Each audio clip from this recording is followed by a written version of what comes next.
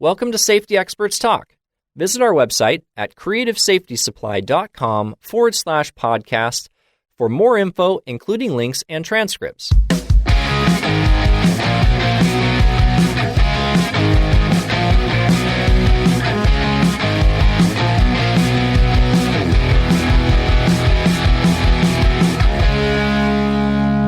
Hello, we have a safety expert who is about to talk. This is Krista Hoffmeister. I am a student at Colorado State University. I am Brandon Nys, your host, and today we are going to be talking about my article on safety leadership. Krista Hoffmeister is a student at Colorado State University, and she is part of a safety management applied research team that has recently produced an article called The Differential Effects of Transformational Leadership Facets on Employee Safety. Krista, how are you today?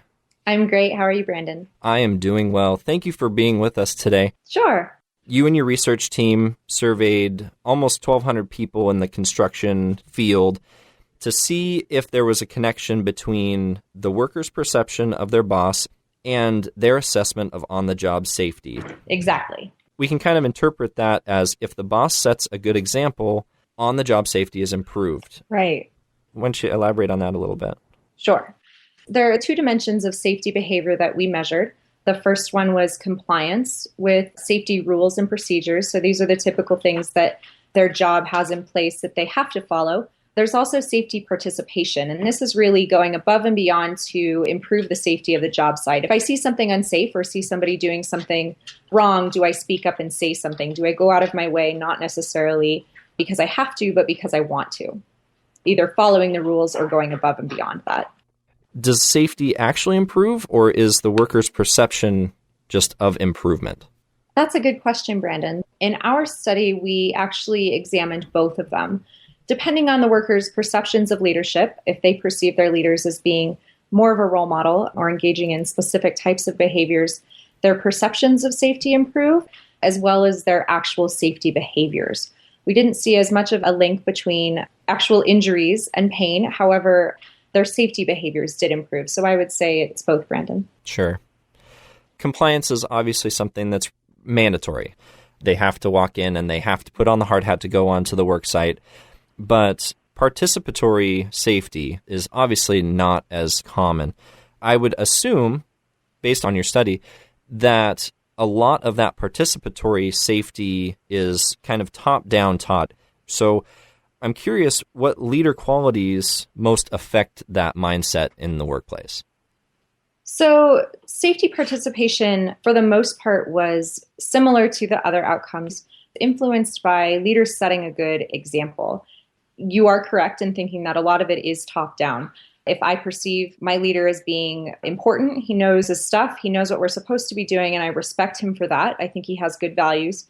I'm more likely to go above and beyond. So it really taps into that being a good leader is about who you are as well as what you do. So there are certain behaviors that you can engage in that certainly encourage things like safety participation. However, one of the biggest findings in our study is that it's more about who you are as a person, what you value on the job site, off the job site, and how you convey that to others. That influences how your employees are going to be safe or unsafe. Well, that makes sense. I mean, if you have a boss that is a not-so-savory person and you don't like being around them, I could see why you probably wouldn't want to work so hard for them. Exactly. So most management is transactional leadership that comes from management, usually down to their subordinates. But there's also a different type of management called transformational leadership. What to you is the difference between transformational leadership and transactional leadership? I think that transactional leaders are reactionary. They focus on making sure that you're not doing anything wrong and correcting any mistakes that you make.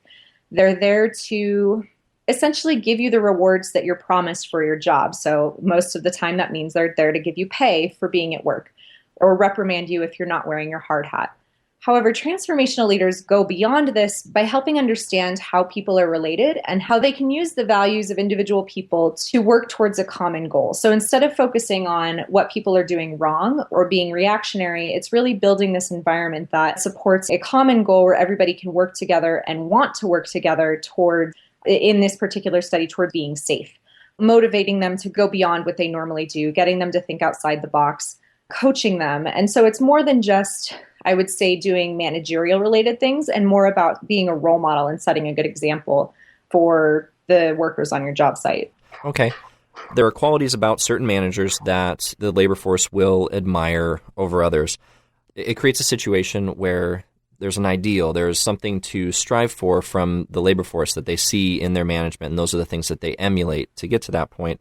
What are some of those qualities that you've identified through this study that successful managers would have as a transformational leader? Sure. So I would say that the things that I found are particular to the construction industry, not necessarily to my study. A big thing that comes out is that we want to respect our boss. And in order to respect them, their leader needs to have the knowledge of what they're doing. They can't be right out of school, not having any experience. Respect really comes from knowing what you're doing and being able to communicate that to the workers. Simple things like having materials on time and sticking to a schedule, but also respecting the individual lives of each employee. So obviously, people have lives outside of work, being able to understand that people do have other commitments and being able to work around that. Sure. It's different in construction because it's not about being all happy-go-lucky and positive all the time. Respect really comes from being realistic, not necessarily optimistic or pessimistic, but just realistic. This is what we have to do. This is how you're going to do it. And I believe in you. You can do it, but we need to get to work. So the ideal leader in construction is really someone that knows what they're doing and they have the confidence to take charge of the crew and lead them in a realistic way that addresses all of the challenges that may come up. In the construction field specifically, it would be somewhat difficult for a young manager to gain the respect of some people who may be kind of hardened veterans of the field.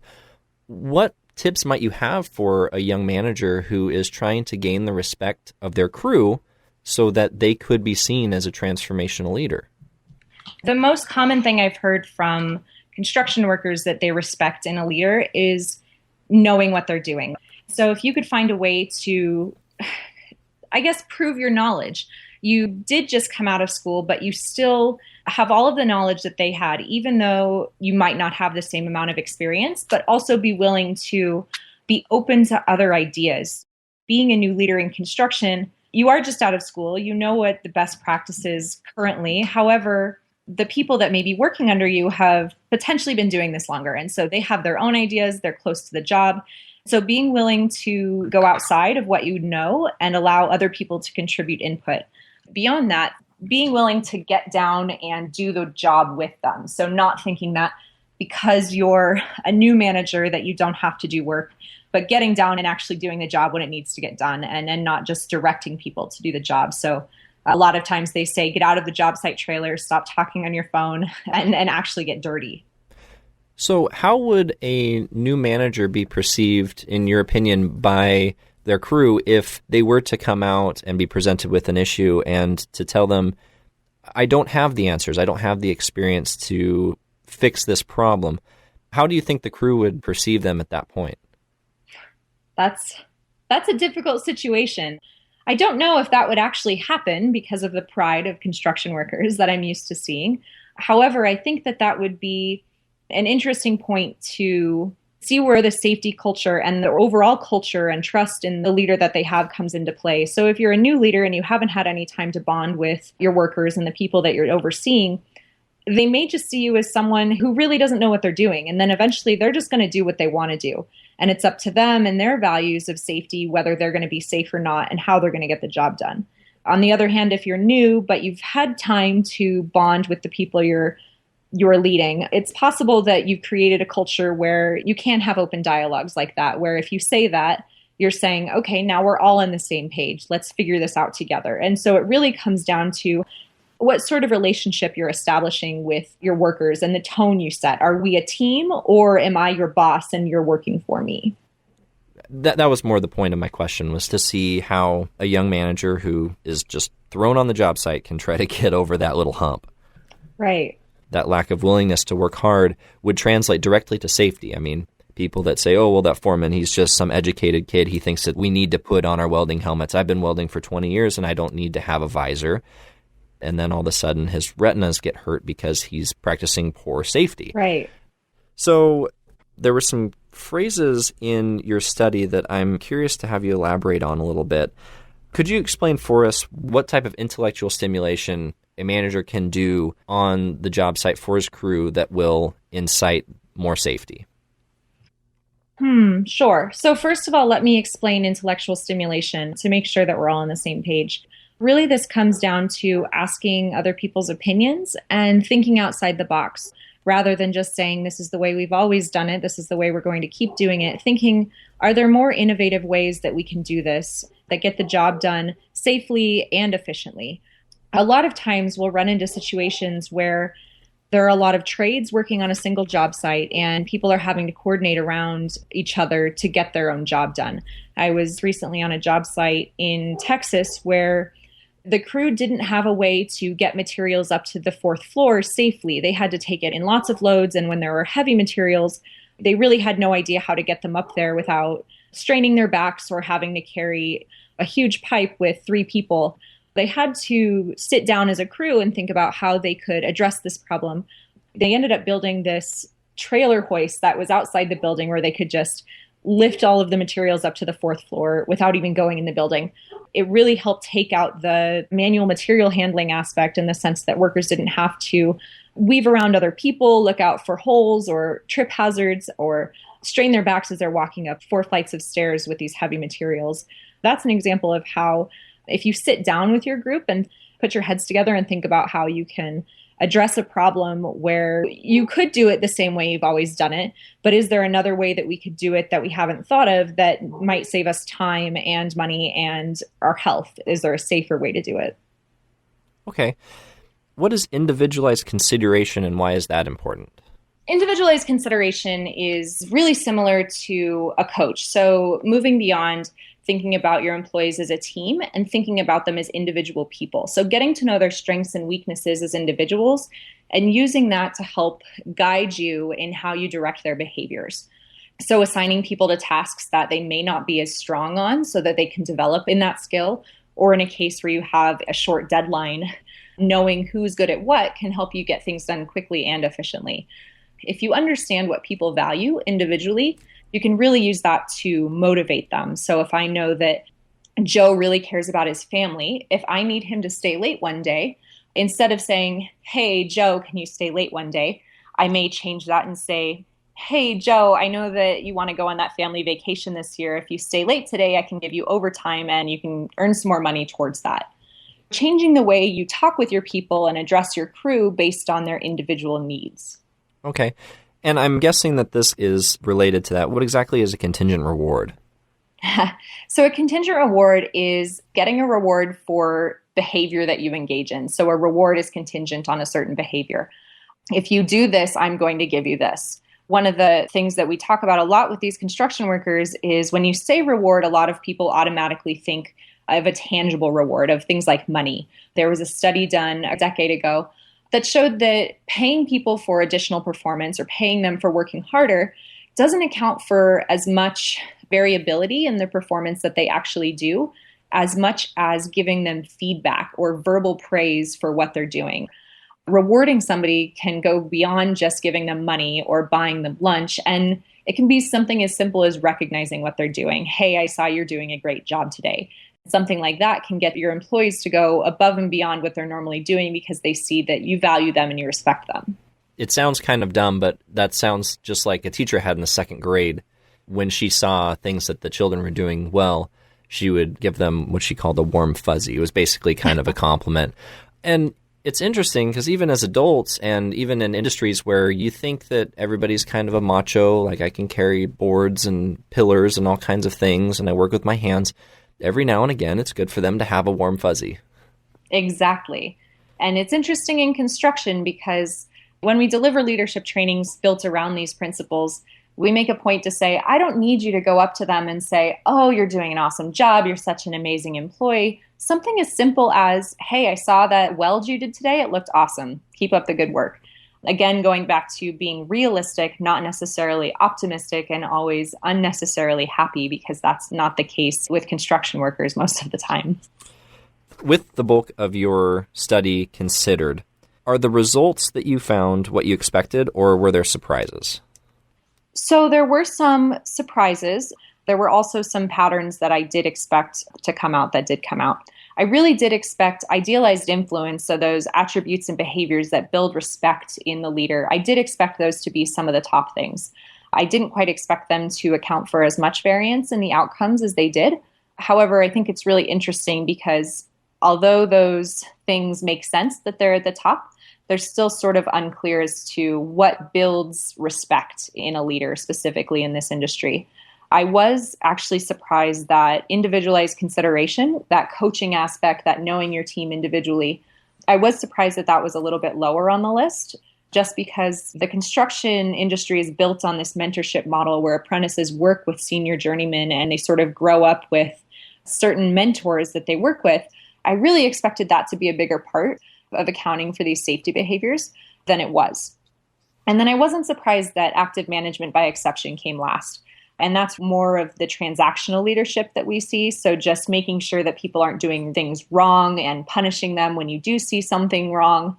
I wasn't surprised that that was lowest on the list and also frequently didn't even contribute to the safety outcomes, just because I think people want to go beyond just a boss that only intervenes when they're doing something wrong. Sure.